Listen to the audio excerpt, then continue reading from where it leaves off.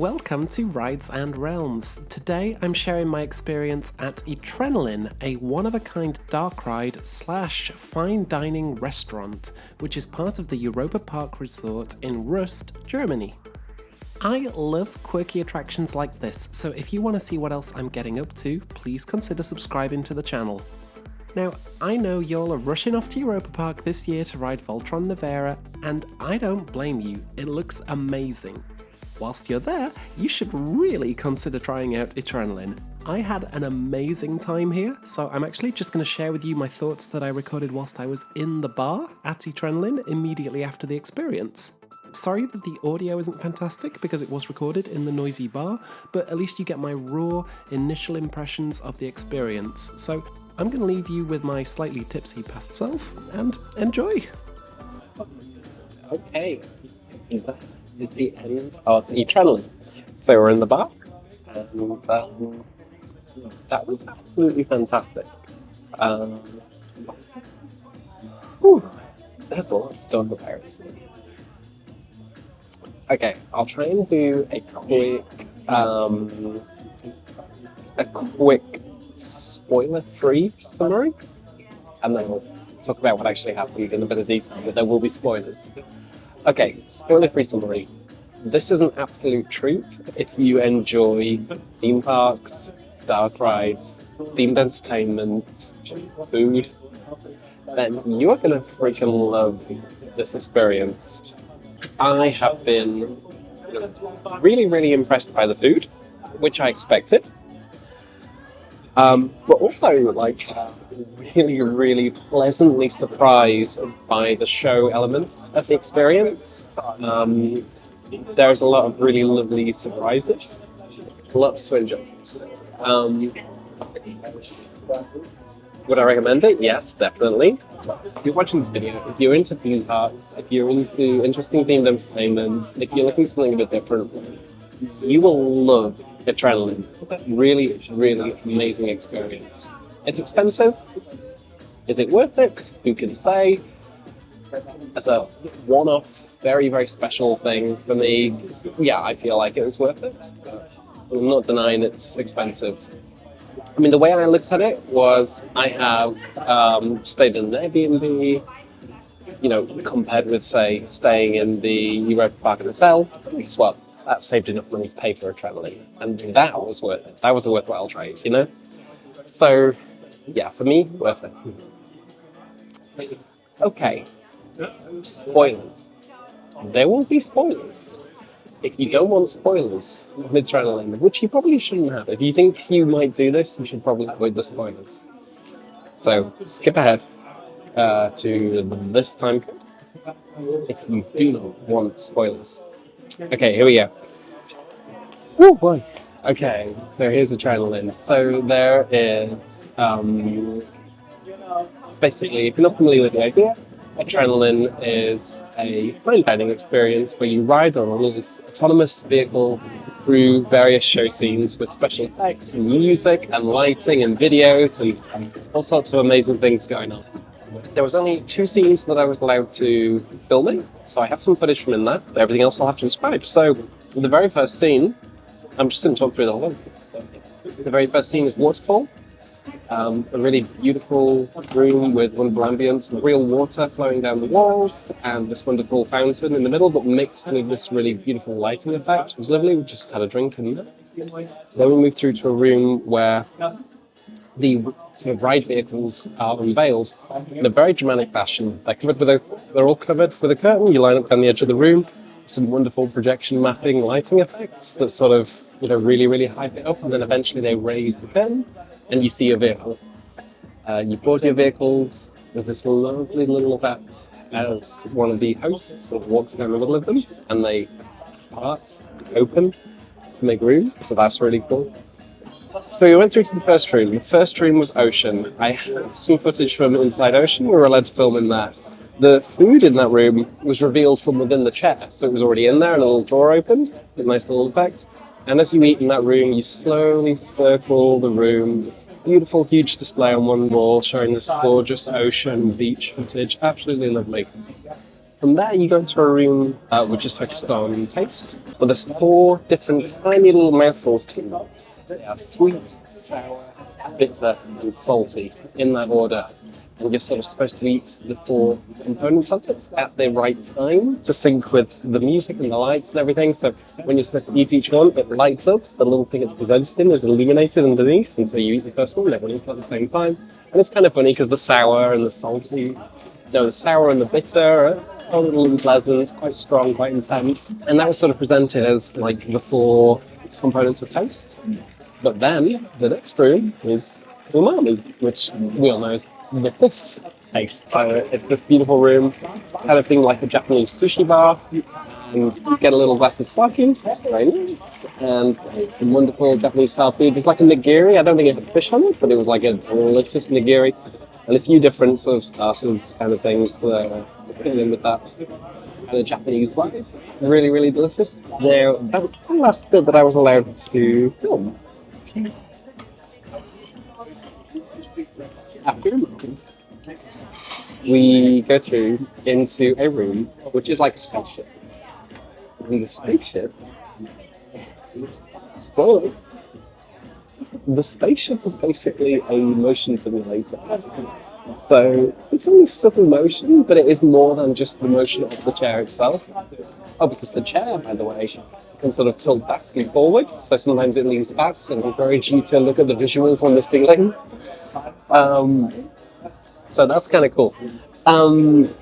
But yeah, so this scene is literally a spaceship, and within this spaceship, there's holes in the ceiling, or glass in the ceiling, and you can see above you, through the glass, there is a screen, and it's kind of like the space restaurant that they put at Epcot. It's that kind of vibe in terms of like how they've mixed in the screens with it.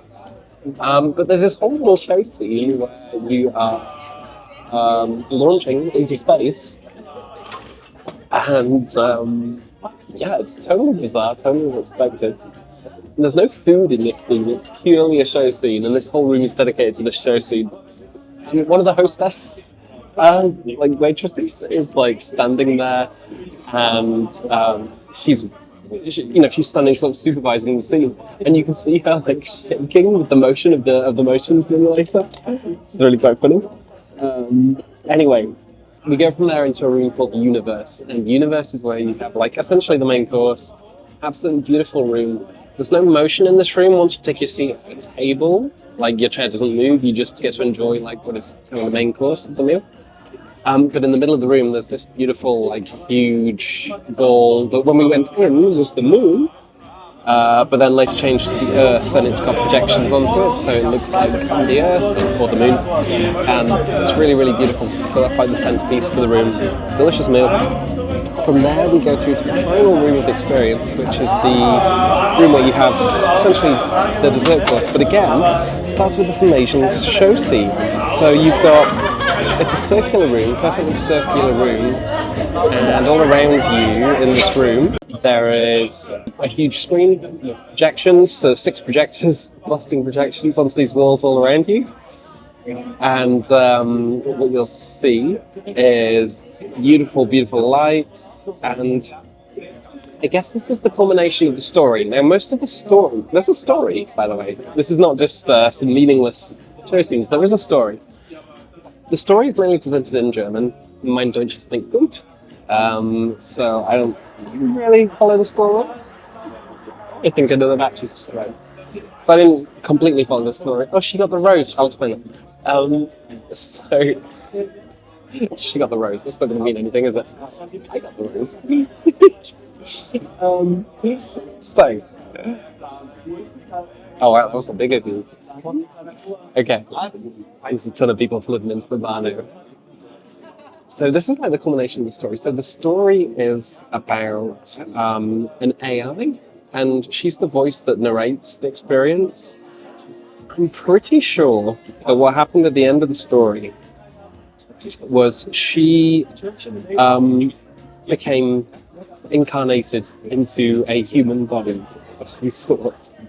So basically, we're in this room and we're circling this room. The lights go out. Oh, the lights didn't even go out. It was just misdirection. We just all sort of looked one way, and when we look back, now there's an actress in the room, and she becomes the human incarnation of the AI because her voice.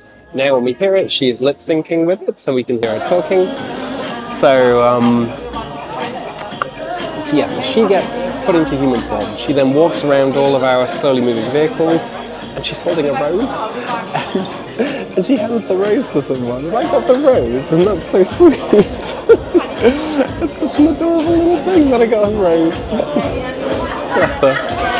I'm going to assume that I was looking in the right seat. Maybe she likes me. No, I was just in the right seat. She handed me the rose. It's a really beautiful moment. It's a little embarrassing. And then this room, and this is a wonderful subversion of expectations. Because we'd already experienced a room which was just a show scene, this room was really set up to feel like just another show scene, right? But it wasn't. Our chairs all moved to the edge of the room, so we're sat in a big circle around the edge of the room, and then from the ceiling lowers a massive circular table. And in this table, already hidden in the secret compartment that rises up, is the dessert course. Incredible. And your knife and fork were already at the exact spot where you sit. Just amazing.